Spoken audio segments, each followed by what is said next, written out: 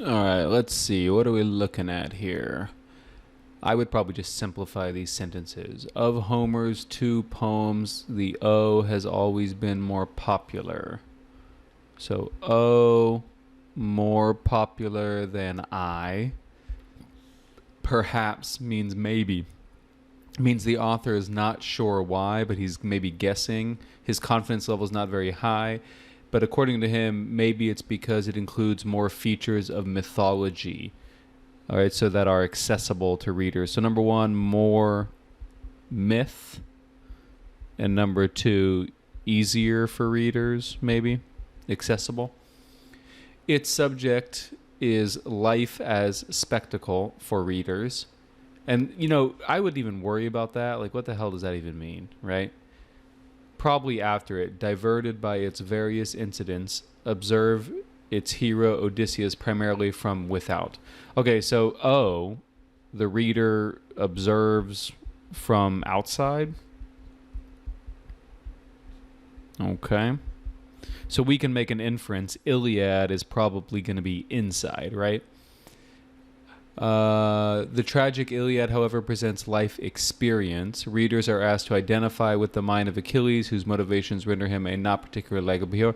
So with the I, they're calling this life experience, and then they have to identify with the hero, and then this is not very fun for the reader. In addition, the Iliad, more than the Odyssey, suggests the complexity of the gods' involvement in human actions, and to the extent that modern readers find this complexity... Yeah, remember, like we said, the O is just easier, and this is just support. So they say that the I is just complex. Very complex book. The Iliad is less satisfying with its simpler scheme of divine justice. Finally, since the Iliad presents a historically verifiable action, Troy's siege, the poem raises historical questions that are absent from the Odyssey's blithely imaginative world. So the Iliad comes from history, and they're saying that this makes it more complex and less enjoyable, because it's not just simply imagination. So the structure of this passage is explaining why the O is more popular than the I, and he gives possible reasons. He's not entirely confident, but he's pretty sure. So that's the structure of it. So let's look at the question. All right, let me paste the question here. The author suggests that the variety of incidents in the Odyssey is likely to deter the reader from. So the Odyssey, the variety of incidents, is going to stop the reader from doing something. Okay, diverted by its various incidents, observe its hero from without, which means it stops them from within. Stops from observing within. Again, let me explain how I did that. So it says they're diverted by its various incidents, which causes me to observe from without. So what does it stop me from doing? Observing from within. All right. E, accepting Maynard's mass theory? No. Accepting the poem's scheme? No. Accepting the explanations that have been offered? No. Concentrating on the psychological states of the poem's central character. This looks pretty good, because remember, this means it looking within. Like I'm looking at your brain and I'm feeling it. I'm feeling what you feel. Concentrating, no. So the correct answer is B. Now, the reason why this one's difficult is because it is kind of an inference. Well, it is an inference. And they give you information about the Odyssey, and then they ask you, hey, this happens. And then they say, what does this stop you from doing? And then you have to flip it. Like, I'll give you an example. What if I were to say, going to school gives you a higher salary? And then the question is, what does going to school stop you from doing? Well, it stops you from getting a low salary. So that's just an inference, right? They give you a piece of information, and then you have to flip it like that. Okay? So that's that one right there. All right, so here's the next one. The belief that art originates in intuitive rather than rational faculties. So basically, there's an old belief, it looks like an old belief, that art comes from intuition not rationality or not thinking. Okay, so they're drawing a contrast here. Who is usually considered...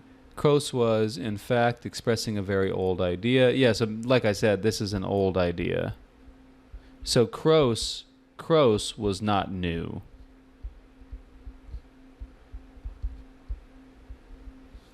Long before the Romantics stressed intuition and self-expression, the frenzy of inspiration was regarded as fundamental to art, but philosophers had always assumed it must be controlled by law and by the intellectual power. So basically what they're saying here is intuition and inspiration was always regarded as fundamental. Okay, so intuition is fundamental, but they thought there was this element of control to it. It must be controlled by law, and it must be controlled by the intellectual power of putting things into harmonious order. My guess is this is not true, or they're going to contradict it, but I could be wrong. This general philosophic concept of art was supported by technical necessities. So this whole idea about law was supported by technical necessities, which tells me this is why they thought it. It's almost like they had no choice. Okay? It was necessary to master certain laws and to use intellect in order to build Gothic cathedrals or set up the stained glass windows of it. So they just give some examples here that supports this idea that, yes, they definitely do need these laws. When this bracing element of craftsmanship ceased to dominate artist outlook, new technical elements had to be adopted to maintain the intellectual element in art. So whenever the art winds changed, they had to kind of learn new laws, or they had to learn new things that helped them guide their inspiration. And so they give two more examples: linear perspective and the knowledge of anatomy. So let's look at the structure of this passage. So art comes from intuition, not from thinking, and that's a very old idea. Croce was not new in this idea, but even though it comes from intuition, it still has been guided by laws. And then this is because of just the technical necessities of the art. And then they give two examples about the Gothic cathedrals or the stained glass windows, and then finally linear perspective and anatomy. All right, let's go ahead and let me get the question. Hold on. Okay, so the question says, the passage supplies information to answer which of the following questions. So unfortunately, I have to look at the answer choices. I don't like to do that, but here I have no choice. So which one of these questions can I answer? If I cannot answer it, I just cross it out. So let's start at the bottom. Was the artistic craftsmanship displayed in Gothic cathedrals also an element of paintings? Do they even talk about paintings? So they talk about the Gothic cathedral, but they never say anything about painting. So how can I answer that question? All right, let's cross that out. Are the effects of the rational control of artistic inspiration evident in the great works of pre-Romantic eras? Yeah, I mean, they gave two examples, right? They gave the Gothic cathedrals, which is pre-Romantic, and they also gave the stained glass windows, or whatever they are. So D looks pretty good. Are the intellectual and intuitive faculties harmoniously balanced in post-Romantic art? No clue. Did an emphasis on linear perspective and anatomy dominate Romantic art? Well, if you look here, it says that craftsmanship dominated the artist outlook, but it never says that these two were dominant. I don't know. Dominant? I'm not sure. So I can't really answer that one. Cross it out. Does Romantic art exhibit the triumph? Well, I know they work together.